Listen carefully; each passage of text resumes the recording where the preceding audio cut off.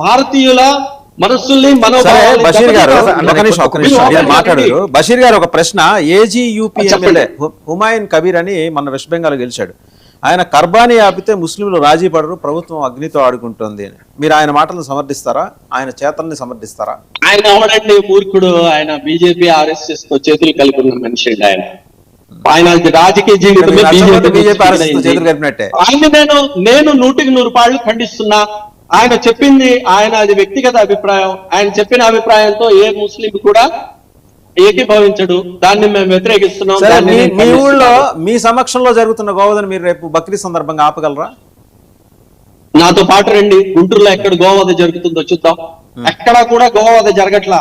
నేను ఇప్పుడు కాదు, గత 5 సంవత్సరాల నుంచి నేను నిరంతరం పిలిపిస్తూ ఉంటా. ఆర్ఎస్ఎస్ బీజేపీ శ్రేణులు కేవలం బక్రీద్ టైంలోనే ఇస్తారు. నేను నిరంతరం ఏ మీటింగ్ కి వెళ్ళినా నేను ఇదే చెప్తూ ఉంటాను. మీ పక్క రాష్ట్రంలో హైదరాబాద్ లో మన విజువల్ ప్లే చేస్తారు చూడండి. అది పైన ఈ అట్టపెట్టలు పెట్టేసుకుని ఆ కాటన్స్ పెట్టి లోపల గోవులు తరలిస్తున్న విజువల్ మీరు చూడొచ్చు. ఇందాక కూడా ప్లే చేశారు.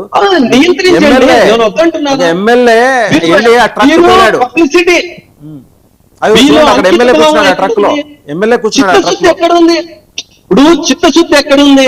ఈ రోజు బెంగాల్ ముఖ్యమంత్రి ఏం చెప్తున్నాడు? 12 ఏళ్లు దాటిన దాన్ని అమ్ముకోండి అంటున్నాడు, కోసుకు తినండి అంటున్నాడు.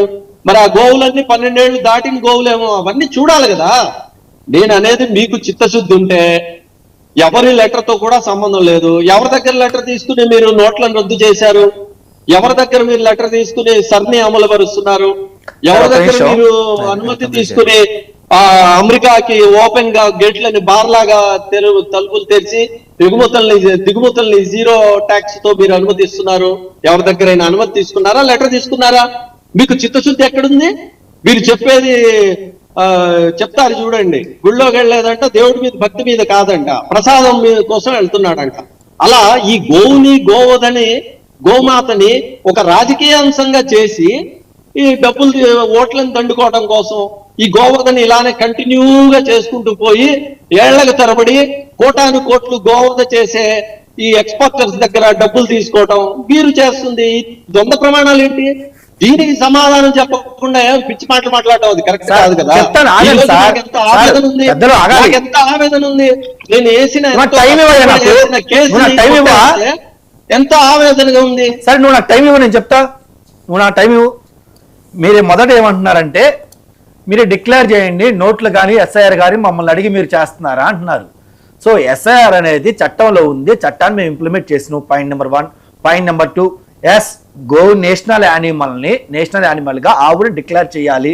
దీనికి ఎన్డీఏ తరఫున నేను ఫైట్ చేస్తాను, నేను ఒప్పించుకుంటా, నేను ముందు తీసుకొస్తాను. మేము డిక్లేర్ చేసిన తర్వాత మీరు సెక్యులరిజం ముసుగులో కానీ ఇండియా కూటమిలో భాగంగా కాంగ్రెస్ వాళ్ళతో కలిసి మేము గొడవలు సృష్టించాం, మతాల మధ్య విద్వేషాలు పెట్టం అని మీరు ఒప్పుకుంటే ఒక లెటర్ తీసుకురమ్మని చెప్పా. మీరు సపోర్ట్ చేస్తేనే మేము డిక్లేర్ చేస్తామని చెప్పట్లా. మేము డిక్లేర్ చేయడానికి రెడీగా ఉన్నాం, మేము తీసుకొస్తాం. కానీ ఎందుకంటే నోట్లు రద్దు చేయడం వేరు, ఎస్ఐఆర్ వేరు సార్. ఇది మధ్య మతాల మధ్య చిచ్చు పెట్టిన ఎవరు నమ్మరు. కానీ ఓన్లీ ఆవును మాత్రమే నేషనల్ యానిమల్ గా డిక్లేర్ చేస్తే మతాల మధ్య మత సామ్రాజ్యం మధ్య గొడవలు అవుతాయి, డిస్టర్బెన్స్ అవుతాయి. మీరు మళ్ళీ మమ్మల్ని మతతో పార్టీగా చేయడానికి మీరు ఇలా మనుతున్నారా? మీరు రెడీగా ఉన్నాం. ఒకటే క్వశ్చన్ అడుగుతున్నా. ఇంకా సరే మీ తమిళనాడు నుంచి మీరు తీసుకొస్తారా? తమిళనాడు నుంచి మాకు ఎటువంటి ఇబ్బంది లేదు మీరు చెప్పగలరా? ఎటువంటి గొడవలు సృష్టించలేదు మీరు చెప్పగలరా? ఒక్క నిమిషం. మీరు గొడవలు సృష్టించో, సపోర్ట్ చెయ్యో అని మీ ఇండియా కూటమి నుంచి మీరు సపోర్ట్ చేస్తారా? మీరు ఒక లెటర్ ఇష్యూ చేస్తారా? మీరు ఒకటే మీ ఇండియా కూటమి నుంచి మీరు తీసుకురండి సార్, మేము డిక్లేర్ చేస్తాం. మేము డిక్లేర్ చేయడానికి రెడీగా ఉన్నాం. ఇండియా కూటమి నుంచి మతాల తరఫున విద్వేషాలు రెచ్చగొట్టు అని మీరు ఒప్పించగలరా? ఒకటి. రెండోది, మీరు ఇందాక మాట్లాడతా కూడా ఒక గుళ్ళకెళ్ళేది ప్రసాదానం కోసమే అని చెప్పి మీరెందుకు ఇలా గుడులకెళ్ళేది ప్రసాదానం కోసమే అని చెప్పి ఎందుకు ఇలా హిందువుల మనోభావాలు వక్రేస్తా హిందువుల్లో కూడా దొంగ హిందువులు ఉన్నారని చెప్పి మీరు ముసుగులో ఎంత మా మీద అక్కస రెచ్చగొడతారు చూడండి. ఇంకోటి, మీరు ఆవంటే ఇంత ప్రేమగా ఉంది కదా, సరే నేను ఒక ముస్లిం సోదరు క్యాప్ పెట్టుకొని వస్తా, మరి మీరు ఒక హిందూగా మరి బొట్టు పెట్టుకొని మీరు మీడియాకి వస్తారా? Point number 1.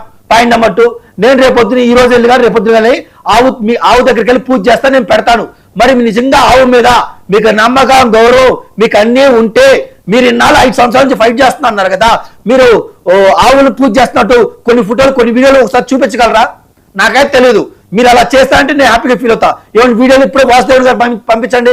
మీరు అదే కాజ్ మీద ఫైట్ చేస్తారు కాబట్టి మీకు ఆవును పూజిస్తున్నట్టు కొన్ని వీడియోలు సంథింగ్ అని ఉంటాయి కదా, అవి ఉంటే పంపించండి. ఓహో మీరు బాగా సపోర్ట్ చేస్తారంటే మేము ఒక ఇది వేస్తాం కదా. మీరు మంచి కాజ్ తీసుకొచ్చారు, మేము దానికి ఒప్పుకుంటున్నాం. అది మీరు స్వార్థం కోసం తీసుకొచ్చారా, ఏదైనా ద్వంద్వ ప్రమాణాల కోసం, ఇంకో ప్రయాణం కోసం, హిందువులు ముస్లిం మధ్య గొడవలు పెట్టడానిక? ఇప్పుడు భారతీయ జనతా పార్టీ ఉంది, ఎలాగని ఈ భారతీయ జనతా పార్టీ తరఫున మేము విద్వేషాలు రెచ్చగొట్టాలి, కొద్దిగా అంటిస్తే అది ఎక్కడికో పెద్దకో వెళ్ళిద్ది అని మీరు రెచ్చగొట్టడానికి ఇలా మాట్లాడుతుందో మాకు కూడా తెలియాలి కదా సార్. మీరు అలాంటి వారికి స్పందించాలి కదా. ఇంకోకపోతే దగ్గర నుంచి అమౌంట్ తీసుకున్నారు అంటున్నారు, పార్టీ ఫండ్ తీసుకుంటా అంటారు. మాది పొలిటికల్ పార్టీ, మాకు ఫండ్ వచ్చిందా లేదా చూస్తారు కానీ తెప్పించి ఎవరి దగ్గర ఉంచింది, వాళ్ళ పొరవతలు ఏంది, ఎల్లయ్య పండించారా, పుల్లయ్య పండించారా, మల్లయ్య పండించారా, వాళ్ళు ఏం చేస్తారు, ఎక్కడి నుంచి తీసుకొచ్చారని ఇవన్నీ వెరిఫికేషన్ చేయలేరు సార్. ఇవన్నీ వెరిఫికేషన్ అంటే భారతదేశంలో 100 కోట్ల మంది పైన జనాభా ఉన్నారు. అందులో భారతీయ జనతా పార్టీ 30 వేల కోట్ల మంది ఉన్నారు.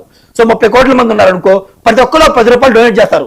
ఈ 30 కోట్ల మంది అతను ఎవరు, ఎందుకు 10 రూపాయలు ఇచ్చారు, ఎందుకు 100కి ఇచ్చారు, ఎందుకు 5,000 ఇచ్చారు, మేము అన్ని వెరిఫై చేయగలమా? అది మీరు ప్రాక్టికల్ గా మీరు చెప్పాలి సార్. అది మీరు ప్రాక్టికల్ గా చెప్పాలి. ఏదో ఫండ్ తీసుకున్న ఫండ్స్ పార్టీ ఫండ్లు తీసుకోలేదా? మీ పార్టీ ఫండ్ తీసుకోలేదా? మేము నిజంగా మా దగ్గర చిత్తశుద్ధి లేకపోతే, మేము నిజంగా అలా ఫండ్ తీసుకుని ఎంకరేజ్ చేయాలనుకుంటే మేము బ్లాక్ లో తీసుకునే వాళ్ళం కదా, వైట్ గా ఎందుకు తీసుకుంటాం చెప్పండి సార్. మాకు నిజంగా అలాంటి చిత్తశుద్ధి బ్లాక్ లో తీసుకునే వాళ్ళం కదా, మాకు అలాంటి ఇబ్బంది ఏమి లేదు.